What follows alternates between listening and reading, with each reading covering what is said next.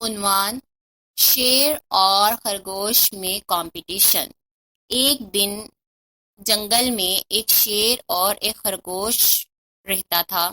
شیر جنگل کا بادشاہ تھا اور اس کا خواب تھا کہ وہ دنیا کا سب سے تیز دوڑنے والا جانور بن سکے۔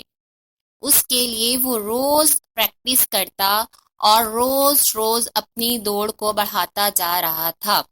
ایک دن جب شیر اپنی دوڑ کی تیاری میں مصروف تھا، خرگوش اس کے پاس آیا اور بولا، شیر جی، میں جانتا ہوں کہ تم دنیا کا تیز ترین جانور بننا چاہتے ہو، لیکن کیا تم میری ایک چال تک پہنچ سکتے ہو؟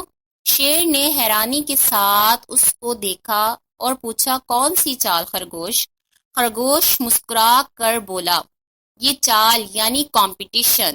ہم ایک ساتھ دوڑیں گے اور جو جانور پہلے پہنچے وہ دنیا کا تیز ترین جانور بن جائے گا۔ شیر نے اس کا چیلنج قبول کیا، تسلیم کر لیا اور خرگوش کے ساتھ دوڑنے کی طرف بڑھا۔ یعنی کہ کمپٹیشن کا دن مقرر ہوا کہ کل کمپٹیشن ہوگا۔ اگلی صبح جنگل کے تمام شیر اس میدان میں جمع ہو گئے جہاں شیر اور خرگوش کا کمپٹیشن ہونا تھا۔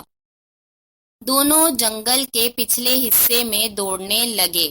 شیر اتنے تعجب سے دوڑ رہا تھا کہ وہ خرگوش کو پیچھے چھوڑ گیا۔ خرگوش بھی اپنی چال کو پوری محنت کے ساتھ بڑھا رہا تھا۔ وہ دوڑتے دوڑتے زمین پر گر گیا اور زخمی ہو گیا، لیکن اس نے ہار نہیں مانی اور ہمت نہیں ہاری۔ اختتامی لمحوں میں خرگوش نے خود کو پہلا مقام حاصل کر لیا اور شیر کو شرمندگی سے دیکھا۔